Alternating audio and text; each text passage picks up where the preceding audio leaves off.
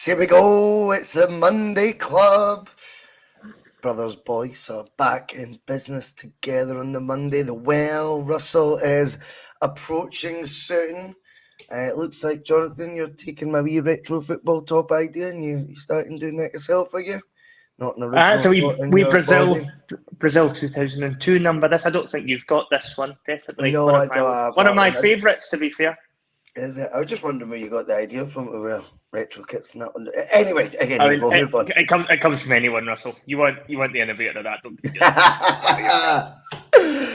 Yeah, okay. I was just double checking, mate. I was just double checking just in case it'd been like a whole, Russell wears them. I'm going to start wearing them thing. If not, that's fine. Anyway, I'm only kidding on. I hope everyone is well on the bus. It is Monday night, 7 o'clock.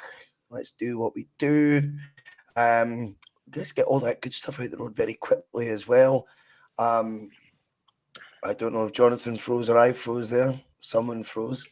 But we'll do all that good stuff. It means remember, give us a like, give us a share, slag the hair, or if you are a certain walloper from another dimension, just call me a blonde lesbian all the time and get your wee kicks out of that. It's like, mate, behave.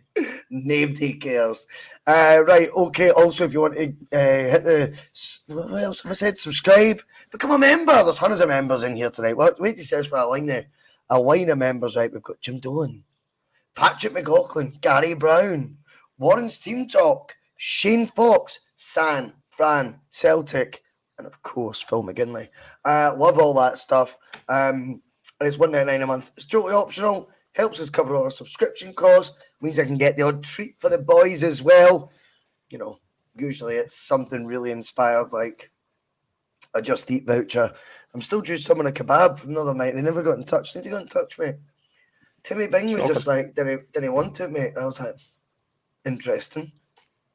Like, even if I've had my tea, I think you'd always take a free kebab on a Saturday night. Do you know what I mean? I think you'd always be like, well, I'll just heat it up later, mate. I'll have a few wines and I'll get stuck in it. So I didn't really get that. Talking about making tea. I was making tea for two tonight, Jonathan. Making tea for two. And all I can say is I made a fucking arse of it. Too polite to tell me, I think, but trust me, it was shit. The pressure just goes right up. Do you know what I mean? When you're cooking for two, mate. So I think it'll be back to dinners for one after tonight anyway. But nobody cares about any of that stuff. They only care about one thing on a Monday, and that is the opening gambit. Well, Russell, Halloween approaches tomorrow evening. However, it was Celtic who lacked a killer instinct at Easter Road. There was a ghost of Celtic's past who managed to even get on the pitch in Mikey Johnson to sum up a performance that offered little to no treats for our supporters.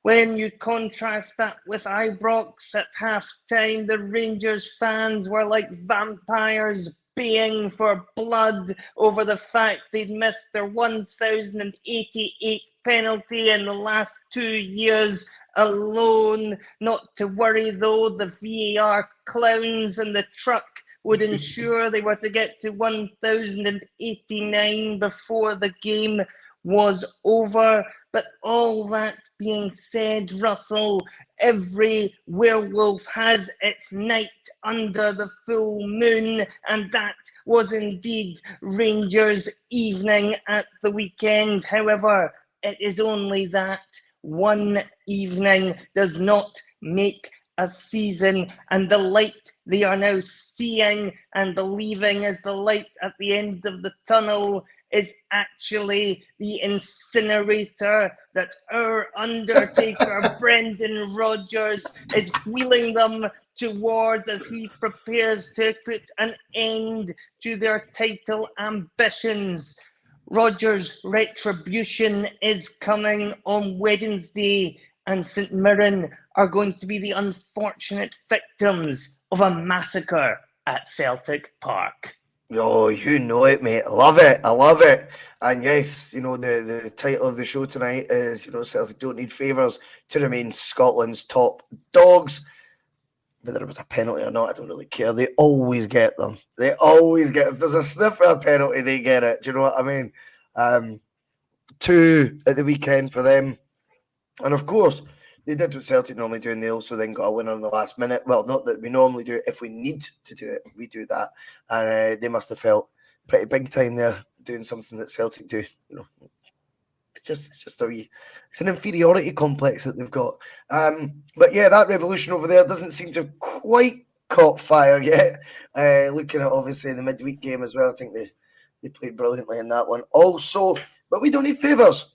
We are Celtic. We are the champions. We were in the Champions League midweek since we last did a Monday Club.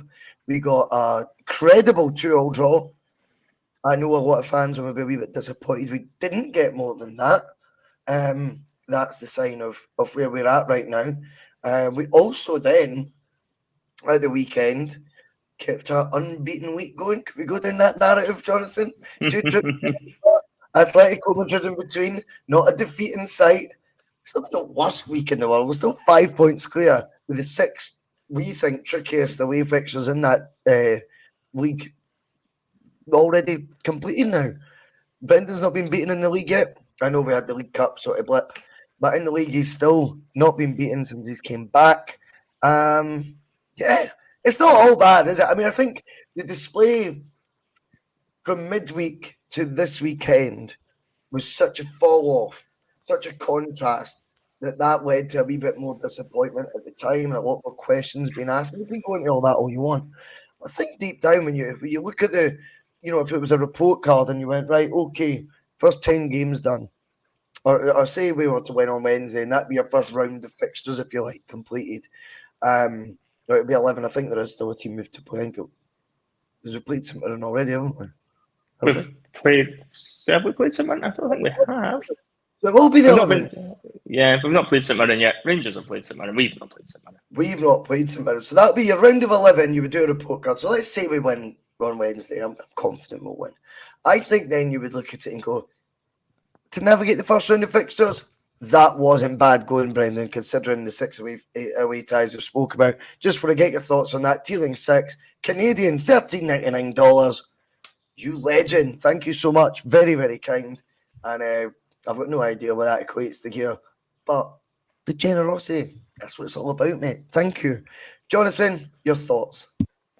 Yeah, I mean, I think obviously if you look at the game in isolation, it was a poor game of football, but I think we do have to take stock as to where we're at over the course of the season so far. And, you know, domestically in the league, we've barely put a foot wrong, and that is a very impressive achievement when you look at the games you've actually had to play. You know, you've had to go away to Bustalgia, you've had to go away to Ibrox, you've had to go to Hearts, you've had to go to Hibs. I mean, if you were to list a more tricky first 10, 11 games of the season, then all these fixtures would all have been on it. I mean, it couldn't have been a much harder start to the league campaign than what we've actually had to go through.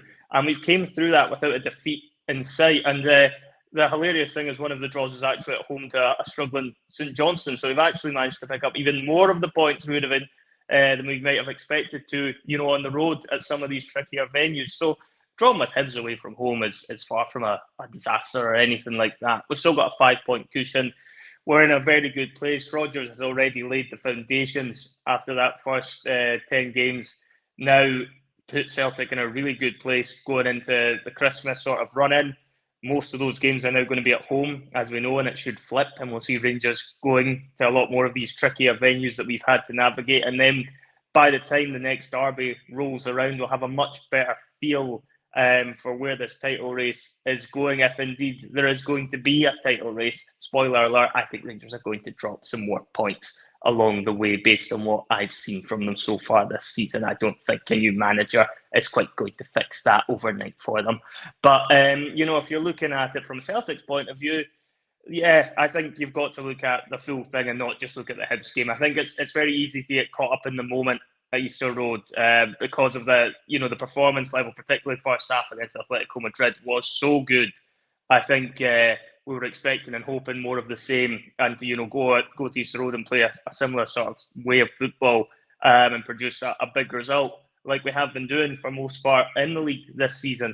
But notoriously, European hangovers do exist, particularly the exertions that got put in on Wednesday night. They're always going to take its toll. It goes back as well to the fact the squad doesn't seem to have enough strength, or there's not enough players there that Brendan Rodgers trusts. When you're looking at the likes of James Forrest and Mikey Johnson being two of the guys he calls from the bench, it was almost a throwback to 2018. When you're seeing them guys coming on, I didn't even actually recognise Mikey Johnson. I was like, who's this number 90? I thought it was a new player at first. I was getting really excited. Then I seen, oh, no, there's Mikey Johnson running the bottom of the pitch. Yep, I know who he is. Yep, we can score him back off. But overall, Okay, I think I want to take you up on that. Let's get right into it.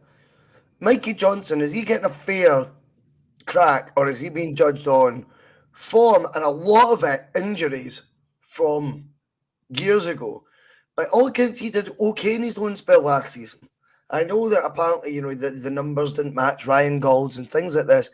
I think he didn't come back with his reputation done any harm. It earned him a call up for Ireland. So I think he scored 2, did he not? Or did at least 1 on his debut, I'm sure. I wonder is he getting treated fairly, or has he actually got, ironically, coming on as a sub alongside James Forrest, has he got a bit of the James Forrest syndrome from the fans?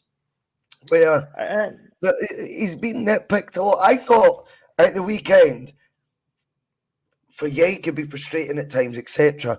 I thought he was trying, mate, to make something happen. And I actually thought there was a couple of balls he put in the box. One in particular where, really, he can't then run in the box and finish it off for you. I thought he was trying. I thought he was positive on the ball. I thought his confidence could have been absolutely at rock bottom, considering players that age are always going to be looking over social media. They're going to know what the mood music's like amongst the fans. They're young lads. It can affect you. That I thought he gave it a go. Yes, he gave the ball away. I think FS is saying there. Mickey lost the ball several times, needlessly. BR noted this point. Other aspects of his play was good. That's fair. I think Mikey Johnson's always going to lose the ball several times needlessly. I think that's one of his traits. I don't know. I think sometimes it's a wee bit harsh. The way everything he does. I mean, by coming on as a sub alone was enough for there to be a million groans out there on the old Celtic social media pages. I don't mean by the club, obviously, that'd be weird, but by all the Celtic fans, you know what I mean? Celtic Twitter, all that sort of thing. I just think, do you know what? I would trust Brendan's judgment over anyone else's. So Mikey Johnson's playing. What does that tell you about the other options there? And then you've got to go back to keeping your eyes on the board. As for Mikey Johnson, could we get behind him a wee bit more? Or is he just going to be a complete scapegoat no matter what happens? I think he would need to put in a big performance to actually win the fans back around at this point. I think he's had opportunities in the past. I know he's had a bit of bad luck with injuries, etc. And then obviously he's been on loan last season, so most people won't have seen how well he's been playing or otherwise in a lot of those games. But for me, I think his race is probably run at Celtic. Now, don't get me wrong, sometimes Brendan Rodgers can revive players. You only have to look as far as Liam Scales, who everyone thought was already out. It's a great point. And nothing would make me happier, to be honest, if Mikey Johnson ends up managing to prove me and a lot of other people wrong. I'll be delighted for him. Well, nothing would make you happier. Maybe a few. I just want to know. What would make you happier? I mean, Celtic winning the league naturally would make me a bit happier. Getting a nice Christmas present from you would naturally make me happier. It's coming towards that time of the year, so there's a couple of things on my list that take a wee bit more priority. But it's certainly up there. Maybe make the top 10 of things that would make me happy at this particular moment in time. Is seeing Mikey Johnson put in a couple of big performances for us and win over the doubters amongst our support, of which there are many. I think it'll be interesting, Russell, because I think, if he's putting on at Easter Road, difficult place to go. Game wasn't going our way, wasn't looking like going our way. He's looked to Mikey Johnson and believes he's going to be the player to change that game. That's why he's brought him on. This wasn't a game where we were 2 or 3-0 up and he's just giving him minutes for the sake of giving him some game time. And then I do wonder how much game time he might get over the coming months up until January. There is a point there that perhaps Brendan is going to be looking at him as an option that he's going to run with. Maybe not from the start, but certainly off the bench in a lot of these games coming up, because you've got to remember there's a lot of games that will get packed in between now and January. This is when you need your squad. The squad is weak, I would say, and that is why we're going to potentially have to go to somebody like a Mikey Johnson and try and see if we can get a tune out of him. But if he does get a run of games and Brendan's able to coach him, Brendan already knows him, then perhaps there is a possibility there for him to improve. I personally am very much, from what I've seen of him before, very sceptical that there's a player there that will be able to make it at Celtic. But as I say, I'd love to be wrong. You'd love to be wrong. Nothing would make him happier. But I just thought I'd just pick you up with that. I thought the Mikey Johnson stuff, he became the focal point almost of a lot of the debate after it. And I just think that, do you know what? It's far bigger than that. I think if Johnson's coming on, that really should be concerning you as to who came in the summer. If Johnson's now by the 30th of October, what date would it be? 28th of October, Mikey Johnson's now ahead of you. Now, he was out the picture, completely. We have brought in, since Mikey Johnston would have been loaned out last summer, if you include last season in this, how many players have been brought in at the club in that time? 20? Mm-hmm. You would have thought normally at a football club that would mean the guy that was out on loan, we signed between 12 and 20 players. It gives me a lot of scope to be right. 12 and 20 players, if it was between that, I mean, if Mikey Johnson's then back in, I mean, that's got to then be a damning indictment on the recruitment, not on Mikey Johnson. So I wonder if Brendan's doing it, why not just get behind him as much as you can? I think he's just one of those players that frustrates people, but I also wonder if he gets a wee bit of the James Forrest syndrome. There's another guy, though, on the bench the weekend. Whose news brings this up? And I think this is a good one, Jonathan, because me and Terry touched on it. Confidence peaking, scores last week in Edinburgh. It's curious with Iwata because for a lot of the reasons Celtic were off the pace and looked a bit sluggish, I felt that was because, and me and Terry discussed this, that when you go the 11 for 11 like for like from a European excursion like Atletico Madrid, then you're going to notice whatever fatigue level there is or whatever drop-off there is, whatever come down, if you like, there is, you're going to notice it when it's 11 out of 11 that played in that. So therefore, I just feel that see, when it comes to Iwata, he'd have been one I would have thought would have been primed to have came in. He brings what you could say a bit more balance to the team. He's not someone who's going to be bombing into the box, making last, the sort of late runs into the box every 2 seconds. I don't think that's his game. He's going to bring that balance. He's fully fit. His confidence is high, and he was brought in with a bit of reputation. So what, as Hughes News says, was another guy on the bench at the weekend. The answer is why. Yeah, the question, is why. The answer is why. Yeah, well, I think when you're looking at Iwata, he's definitely going to have to get his game time over the next few weeks now. Atati's out injured. He's certainly somebody that I think Rodgers, put in against Hearts. So there's obviously, some level of trust there, considering, a lot of the players Rodgers has inherited, he doesn't seem overly keen on. But Iwata does look like one of the ones who could potentially have a role to play. I'll be interested to see how that plays out now that Atati is injured, because I would imagine it's going to be, for me, between Iwata, Turnbull, for that, to compete for that jersey, really. So there's that, and obviously Bernardo as well, who did start the game at the weekend. So I think it's really between those three for that one position at the moment, because O'Reilly and McGregor are undroppable as long as they're fit, they're playing. So you've got three in for that position. I think at the moment Turnbull's probably the bottom choice option, and so I think he's looking at between Bernardo and Iwata, and I think he'll change that up a bit, that position, who plays in there, because depending on the game, he might well choose to play one over the other. But it sounds to me though, like even in your mind's eye, we could only afford to make one change to the midfield three. Well, I don't know. I mean, I look at Olata and I just think he's a bit more of a defensive-minded player. So I don't know if that's maybe played into Rodgers' thinking. Last season was playing centre back. I know he got the goal against Hearts, but Rodgers watches them every day in training, and he might well be looking at Olata and thinking he's more the sort of player who's going to be used to shore things up more when we're needing that side of the game, rather than necessarily being one of the players you go to when you're needing to chase a game down. And I think that's why I didn't go for him in that game against Hibs at the weekend. But that's what I mean. I think it is going to be a case he'll use those players over the course of the next few weeks, depending on the fixture. He'll play the fixture when he decides who plays in that role.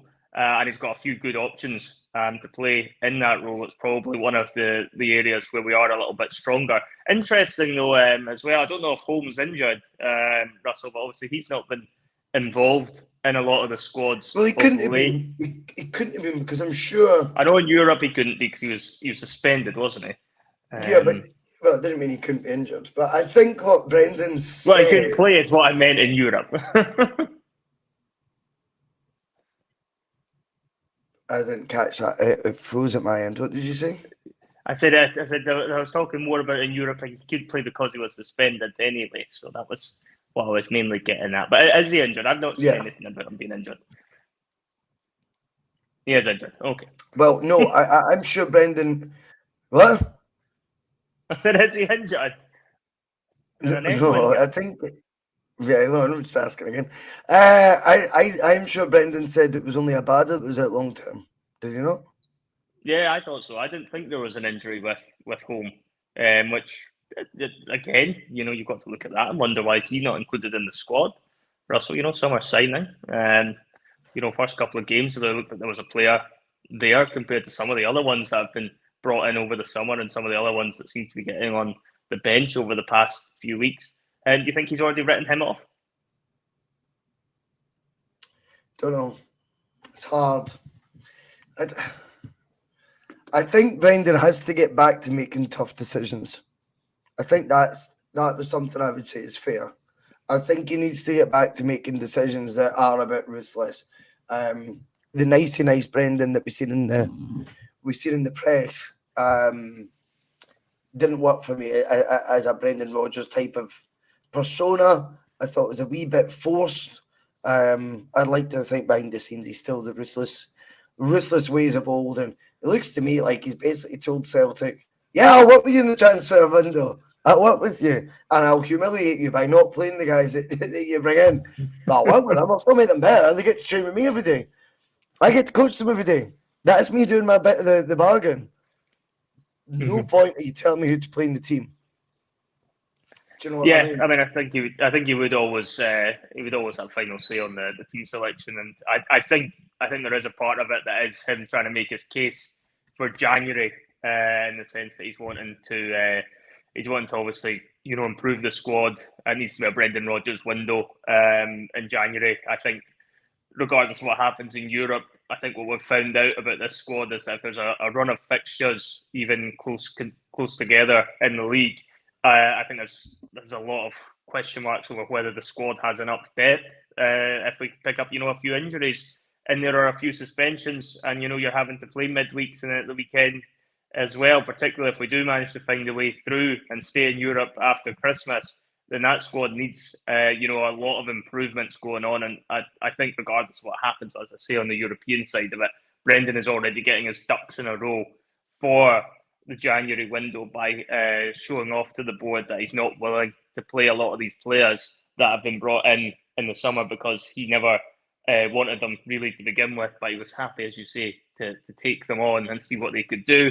He's had a look at them on the training ground and he's realised they're not good enough for the jersey, so he's going back to players that he feels he can trust a bit more, and that's why you're seeing the likes of James Forrest, a guy he worked with very closely the first time around, and even Mikey Johnson, another one he did like to give opportunities to first time around, as well when he was fit.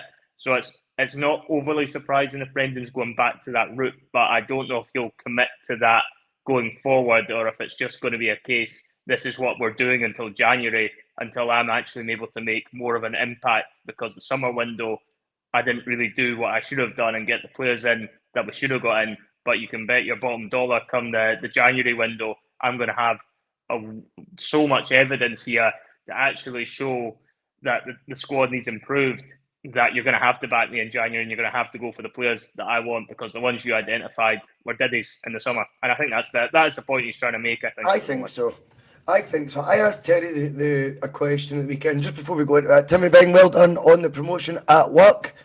We're all a big family on the old bus, you know. Well, I hate all that cheesiness, but you know, it's like a big bus. If we're all passengers, we'll be sitting on it, chucking stuff at Timmy Bing right now, saying, you big fanny, you got a new job. Well done. But well done in the promotion, mate.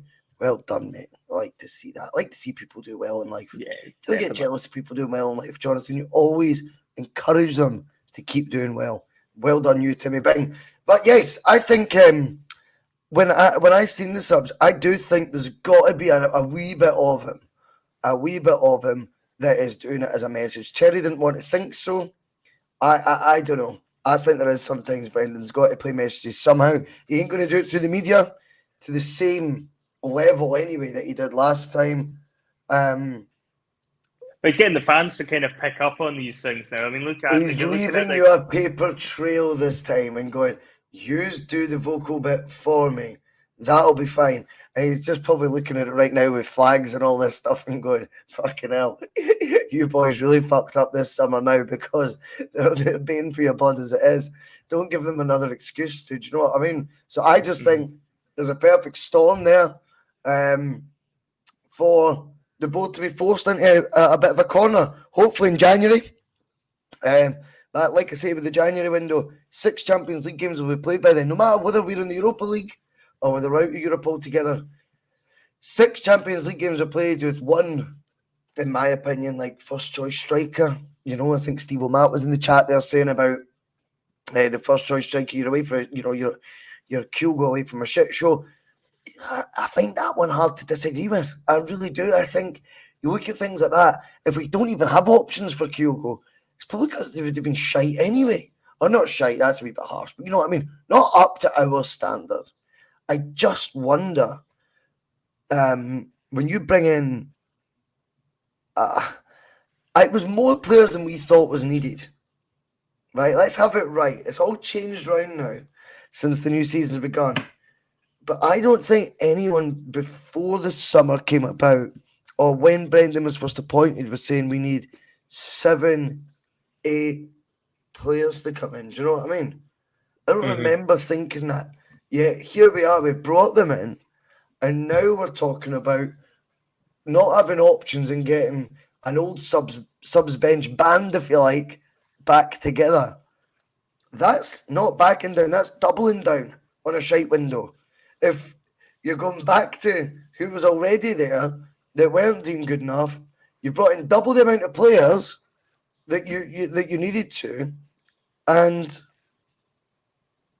none of them, you know, maybe not none of them like Palm, I've got to say, but none of the rest seem like they're going to be able to really compete for or influence outcomes, Jonathan. And that's the thing. It's all about influence and outcomes when it comes to, if you're making subs or you're changing your starting lineup, it's because they can then influence the game ahead or the game that's in situ. I don't think Brendan's got much faith that a lot of these guys are going to do that, if any. So that tells you how bad that window was.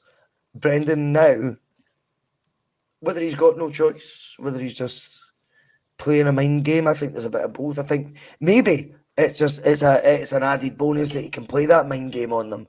But yeah, I just wonder where Brendan's head's at with the first team, and then what his top 15 players really are. I wonder where his head's at on that, and whether he thinks this is good enough. Yeah, I think he's got to be looking at the squad and realising that there's definitely room for improvement in a number of areas. The interesting thing is they've probably ended up overstocked on centre backs just because of the situation they found themselves in at the end of the window. There was one position they'd probably have managed to get enough good players in. It's in that part of the pitch. The unfortunate thing is centre backs don't really tend to make any positive changes to the games, and we could have done with the same sort of level of attention to detail, if you like, in the other positions that we needed to look at, which were, out wide and in the middle of the park, particularly up front. Because what we are seeing is that, if we're looking at somebody like, he's been nowhere near it. This season, there was question marks about him last season, but, we all want to give him the benefit of the doubt. For me, what I've seen so far has been very, very poor from him. It doesn't look like he'll cut it to me whatsoever. I think that's already been shown by the fact there's been a few games where Rodgers has, decided to put Maida through the middle instead of even bringing him onto the pitch, which is a bit of a damning indictment when he's supposed to be your second out-and-out striker as a choice. So I think the striker position is one he'll absolutely have to look at. I think he's probably still going to be looking at the wings and thinking, I need better players there. I've got an aging James Forrest that I'm having to go back to at this point. And, Forrest has been a terrific servant for us, but his race is beginning to look like it's run, and it has been for a little while. Now, he's somebody you can potentially use the odd game here and there, but you can't be relying on James Forrest at this point in his career to be getting you out of difficult situations. So it's going to be a tricky one for Brendan to try and navigate that. But I think what he is doing by playing the players he's been playing over the past couple of weeks is strengthening his hand in a roundabout way for that January window. He's got one eye on that window, and that's why he's looking at it and thinking, if I use the players like, James Forrest and Mikey Johnson, for example, on the wings, the fans will pick up on that. As we've already picked up on tonight, Mikey Johnson is one of those ones who's going to get blamed for that draw at the weekend, even though he only had a small part to play in the game. Well, exactly. Right, he wasn't actually the worst. He was nowhere near the worst player on the pitch either. So it's not a bash on Mikey Johnson, that by any stretch. But that's the narrative that kind of comes with him now, with much of the support, and that also then gives him, the fans back into then turn around and be like, well, if we're having to rely on guys like Forrest and Mikey Johnson coming off the bench, if they're the backup options after a difficult European game, then what the hell have we been doing in these transfer windows? And the fans will then put the pressure on the board. And Rodgers won't actually need to get into an argument with them this time around like he did the first time. I think there's a little bit of cleverness going on there from Brendan as to how to actually manage Rodgers being clever, never. No way. Yeah, he's shrewd. He's shrewd at times, and I think he's already had this in the back of his head, actually, after that window shut, once he realised the horse had bolted and it had been shite, that he was like, well, I need to now try and plan how I put pressure on to get the players that I want in January, and I think this is his roundabout way of doing it. And, it is going to put pressure on them, particularly if there is any more drop points. Yeah. But you've got to remember, it's still been a very strong start to the season, of course. But with the games coming thick and fast, it might well change. We don't want strong starts to the season to mask over, Jonathan, what's been an underperforming window. And I think this is the crux of it all. Celtic will always have this argument, well, we're winning domestically, we win trophies, and Europe's impossible. They managed to get away with doing that when Andrew's there. Rangers ended up in a Europa League final at that point, And somehow Celtic almost made us sound like we're a stronger team then because we won the league. And it almost gave more credit to the strategy as opposed to accepting the strategy has ran its course and is now very much pinned the tail on a donkey on a young upcoming player that someone's had a few whispers of might be able to kick a ball a wee bit. Chuck 2-3 million quid at them. Jonathan, talking about not dropping points, what we can't also do is drop any more first-team players. Rio Ataki's out. For me, that's a massive blow. I'm sure everyone feels the same. It's a weird one with Ataki this season. I've got a comparison to make for you, and I think you're going to agree with this, You might not. I don't speak for you. But it's very rare that you do agree with me, so it's a bold thing for me to say. I think I'm seeing a bit of Chris Commons syndrome in him. Do you remember that sector? I've said syndrome. Must be my word of the night. Try to be all clever with myself. But I see similarities, let's say that instead, from Chris Commons. I think it was his first full season at Celtic. Remember, he hit the ground running. He came in 300,000. He scored a similar kind of goal that kind of went in the centre of the net, but such as the swerve and power on it. Against Rangers, that kind of he announced himself in the stage. Hattati did it against Hearts at Tynecastle. Both of them went on to score a fair few goals between then and the end of the season, lit up the league a bit. You thought, wow, Both of those players we were told weren't fit at the time. Obviously, Hatate last season I thought was very, very good. Very good on the whole. And Commons' second season is a bit like what Hatate's now second full season is like, or Commons' first full season. Remember, he just disappeared off the face of the earth, and he was like, it was just stop start. He was in the team at the beginning, then he got a couple of wee niggles, couple knocks, then there was questions about his attitude, and then before you know it, he scored. I think he scored his first league goal of the season against Rangers, funnily enough, again.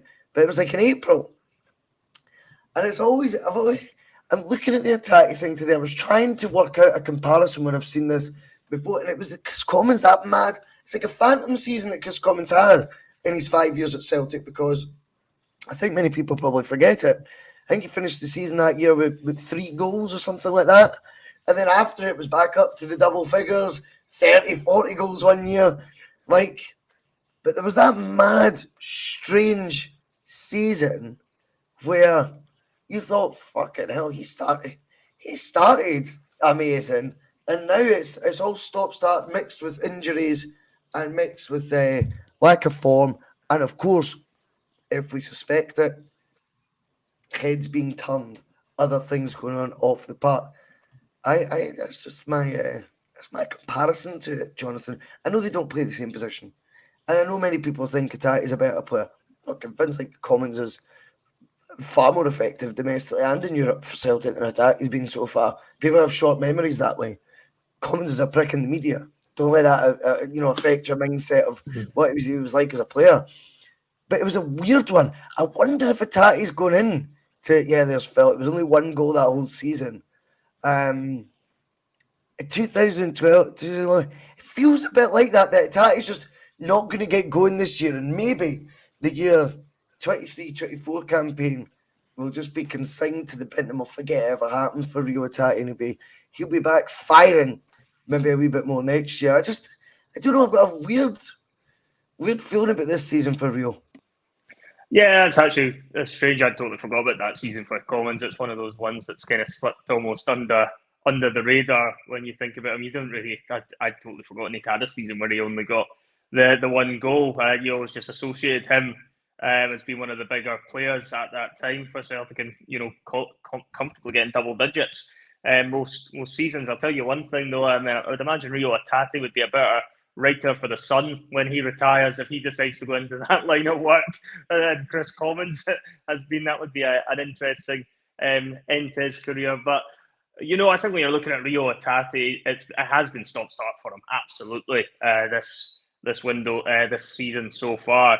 And I think he was actually just beginning to get back to his best when he's picked up this knock again that's ruled him out, I think, until the December, January time, hasn't it? So it's another couple of months you're having to do without Hatate, and when Hatate plays the way that he can, for me, he's the best player in the Celtic team, just about, and certainly one of the first names on the team sheet, probably just behind CCV.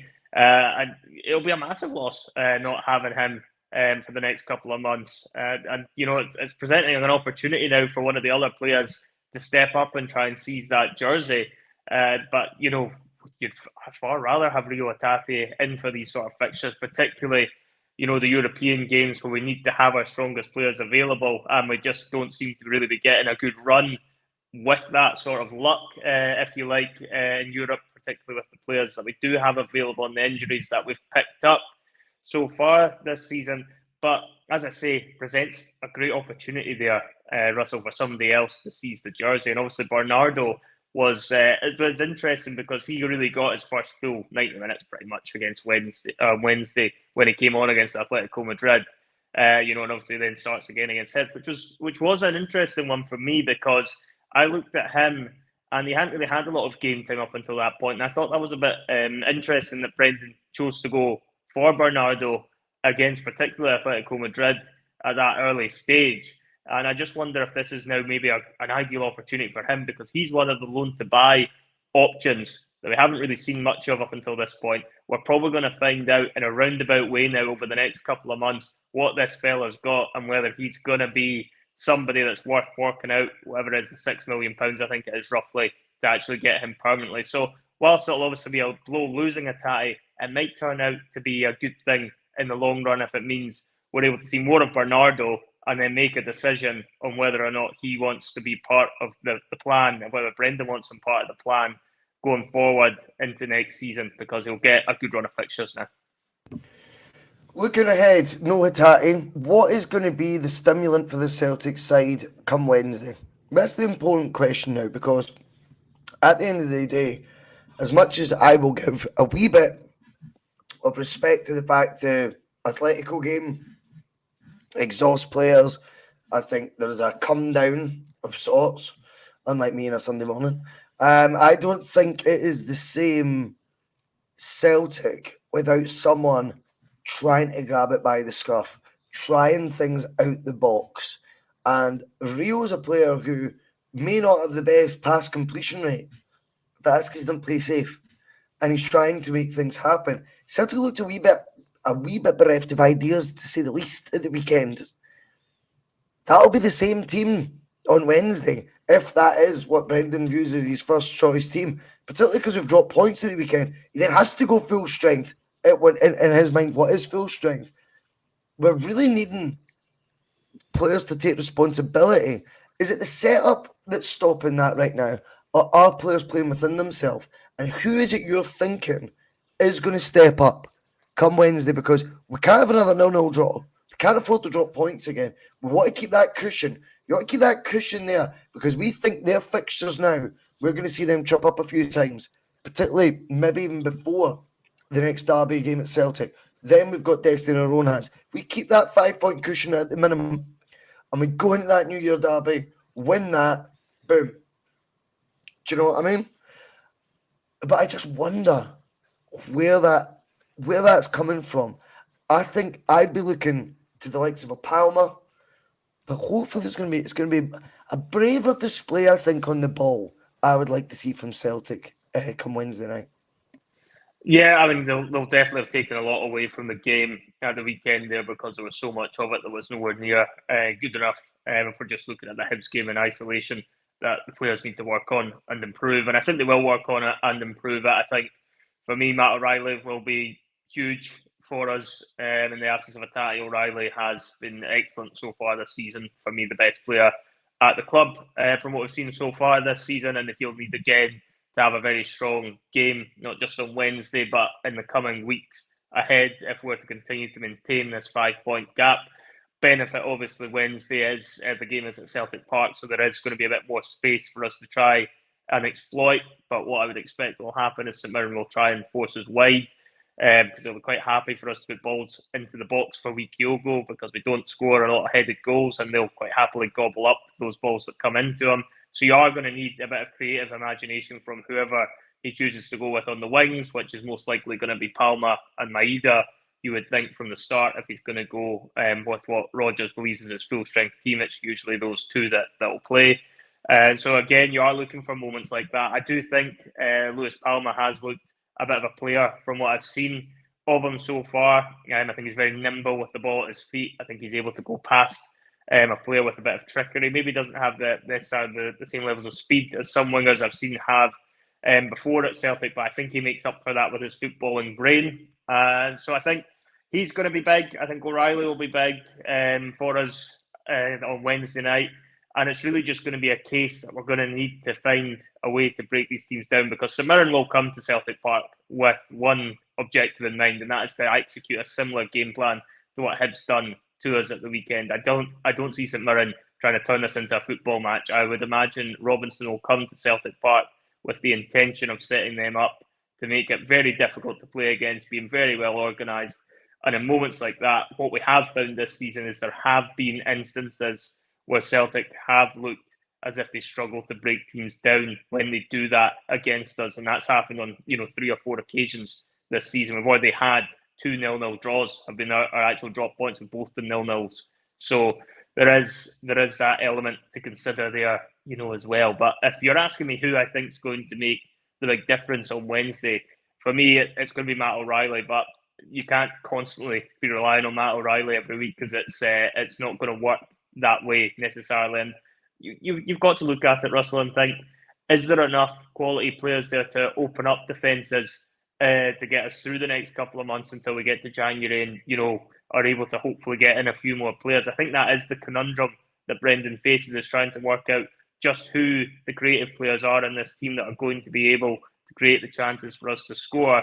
And he might need to find a conundrum up front as well if Kyogo isn't firing when that does happen, because when he's not firing, the odds of Celtic getting a blank are extremely high at the moment because there just doesn't seem to be another option, unlike last season. Yep, definitely. We will find out. Any prediction for Wednesday? I think we'll win. I think there will be a bit of retribution, I think, given out by the team. I think they will be a bit wounded after what happened at the weekend. I would say St Mirren will make it difficult to begin with, but I think once we get the first, the goals will rain in. I think it will be 3-0. 3-0. Well, Jonathan, talking about difficult gaps and scorelines to overcome, which I'm sure if St Mirren were 3-0 down, that would be tricky. Let's talk about sudden death. There he is. Phil McGinley. Alrighty. The lean, mean, green machine. How we doing, Phil? I'm a bit under the weather, but I'm alright otherwise. Oh, are you? I had a head cold, so yeah, just get that. Mate. But yeah, other than that, COVID's flying about again. Oh, is that back in fashion again? Is it? All right, okay. Oh, maybe. So, no, I've got it lined up for when I'm really needing that day off. Only joking. Anyway, Russell, some breaking news in the last hour. I think you might be interested in. Within the last hour, some of the newspapers are reporting that Neil Lennon is open to taking the St Johnstone job. Oh, so really? There's, imagine him back in the SPFL. I know you've championed him before for other jobs in the Scottish Premiership. Could he rock up? No, don't go to St Johnstone, Lenny. That, Lenny. No, that'll end him. That'll end him. Well, I mean, he'd be returning to the place where this happened. He'd be returning the exact same ground. So there'd be some poetic in it. But yeah, in the last hour, some of the newspapers are reporting that Neil Lennon is open to taking the St Johnstone job. So watch this space. Maybe he will rock up. That'll ruin him. That'll ruin him if he takes the job. That's like, how uninspiring must it be to fucking sit at McDermott Park to like 1,500 fans in a silly 10,000 stadium that's never full. Oh, God. Yeah. Oh, don't do it, Lenny. Nah. Yeah, better than that, as Chris Sutton would say. He is better than that. Yeah, he is. Yes. Speaking of Sutton. Exactly. A flawless link there, because yeah, it's time for a bit of Sutton death. At the moment, the current score is 7-3 to Jono in the penalty shootout style competition that we have every Monday night. So yes, so the gap is still 4 points, but it isn't insurmountable, as we've seen before, although time is running out because the end for this season will be sometime in December, which I haven't quite penciled down a date yet, but it'll be sometime in December. I'll get that sorted soon. But I'll set up the aesthetics just now, guys, and you can say your piece to each other. Oh, I don't think Russell's got very much to say anymore. He's been firing blanks, much like Celtic on this, for weeks.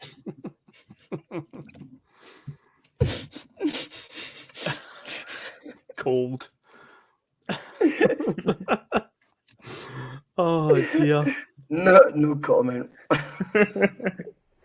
If I speak, I get into trouble. Is that you, Josie? Big trouble. Oh, big trouble. Big trouble. Oh, dearie. Right, I better turn the comments Yeah, off just comments before I do, off. though. God, Pam! Yes! You know it, Pam. You know it. I'm going to say this in advance. I am confident that tonight we are going to see a tiebreaker, because I think between the two of you are going to get all the answers. Oh, I my believe in yous. God. I'm confident in you this week that you'll get all of them. This is going to be absolute shite. I think he's winding us up, Russell. There's no way. No. This is going to be like the I know 1966 that. World Cup starting 11s or something ridiculous. No, definitely. I went back to, I mentioned that a few weeks back, that one of our viewers, Dav Lynch, had sent me a bunch of questions that I've been keeping for a rainy day, so I thought I'll dip into that one. I picked out one of his Dav questions. Lynch, what a legend. Yeah, and of course, if any other viewers have any good Celtic trivia questions, as long as they've got 10 answers in it, then send them to me on Twitter and I can use them in future Sutton Deaths. But tonight I'm using one of Dav's, so yes, it is we're going down that route again. So Jono, as you won last week, do you want to go first or do you want to go second? I will continue going first and letting Russell have his clue. Okay, so There is only 10 answers in this one, but I am confident you will get all of them.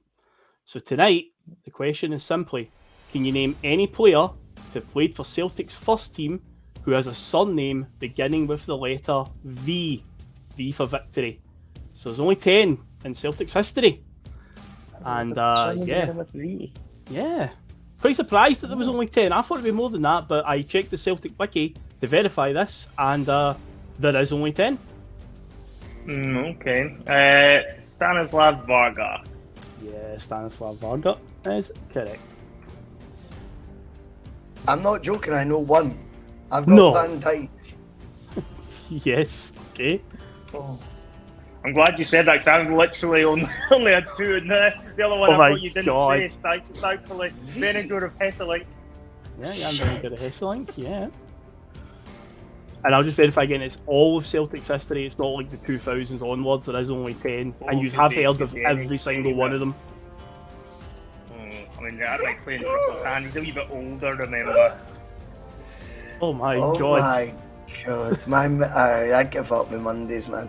Jesus, my headset's I'm not very good off with the alphabet. I'm gonna need a clue right now, mate, just to stay in the game. Okay, you'll laugh at this clue. Yeah, V. You'll laugh at this clue. Mark McGee's money laundering in full effect. Adam Virgo. Yes, Adam Virgo. And that's not an easy one to get, to be honest, Adam Virgo. I'm not sure. He's one of the harder ones, so thought I'd get him ticked off now. Ramon Vega? Yeah, Ramon Vega, yes indeed. Shit! I've got one, I don't think he played the game. Oh. He didn't, because you still saying we know them all, then he didn't play. Oh, fuck.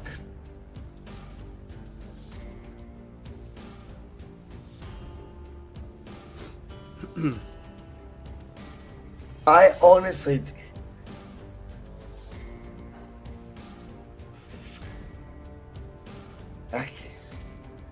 I'm just going to say it. He didn't play for Celtic though. He didn't play a first team game. Van Zanten.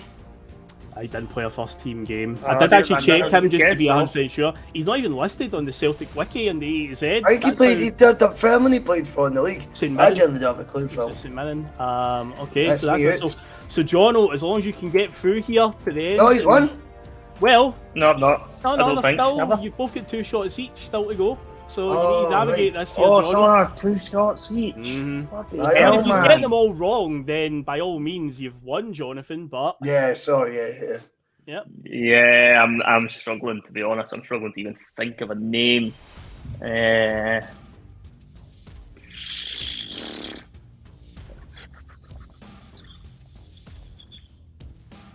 is hard, man. This is fucking impossible. I can't believe you thought we'd get them all. I genuinely did. Really.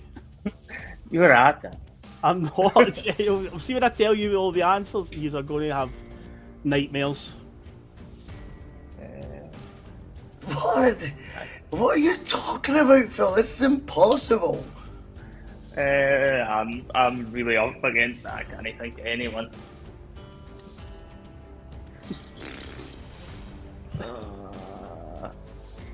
I even had somebody to guess. I wish I even had I can only think of really good players that begin with V that never played for Celtic ever. It's not much use to me. Right. It's the only ones that are going through my head. Guys like Juan Sebastian Veron and all sorts. I wish he played for Juan Sebastian Veron? I love that. What a player. That'd have been good, wouldn't it? Nah, pass. I'm just going to let Russell have a go. Alright, okay, that's fine then. Place that one over the bar. Right, Russell, you've got to try and pull it back, man. 2 shots left to do it. There's only 2 that I can think of, and both of them have something before it.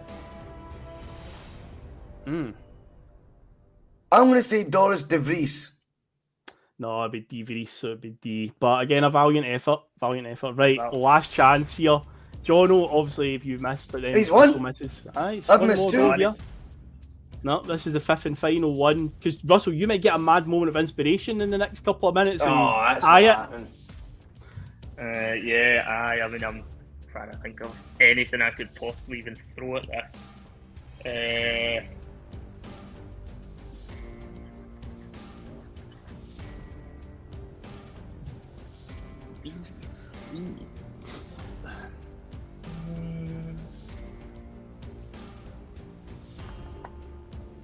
Literally nothing that begins with V that I can think of at all. I don't know how you thought we were going to get all these. Wow. I am so confused. So am I. I feel like these are going to be like throwbacks to the 60s or something. I'm going to just be like, Nope. Nah, pass. I didn't know. Okay. I didn't know. So he threw it back to you, Russell. You've got one last chance. See if you get one here, Russell. We'll just go straight to the tiebreaker question if you manage to get one. Rather than drag it out, we'll just go straight to it if you can equalise here.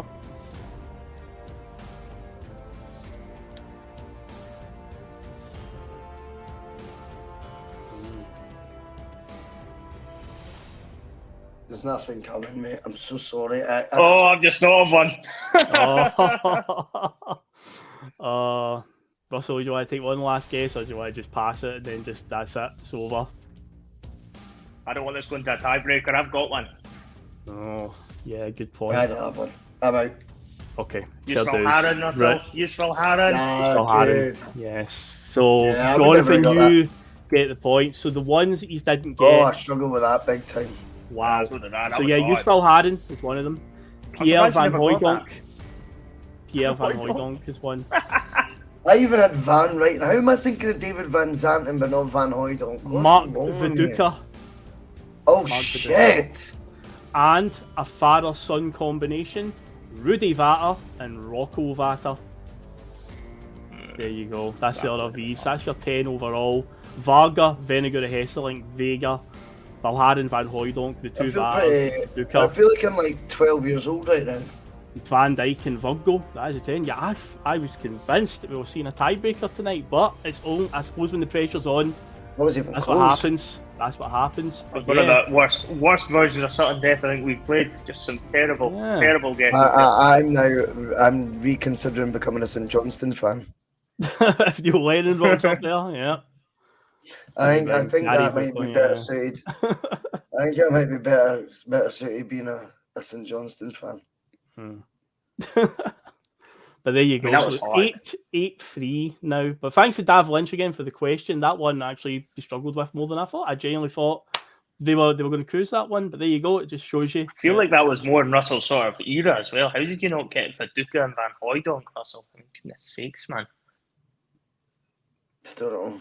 Kick a man when he's down. You know what? I don't know, man. Oh, I mean, even I got Valharen, and again, that was more your era as well. It's just shocking. no, Scott Howe rubbing it in. There you go. I used to be good at like trivia and that. I think it's gone. Yeah. Maybe this is just the effect of a mad life. Like all my brain cells are now departing me. Like I can still string a sentence together and that, but that's about as much as I've got to bring to the table now. Some of the hilarious guesses that are coming in. Neil Venom.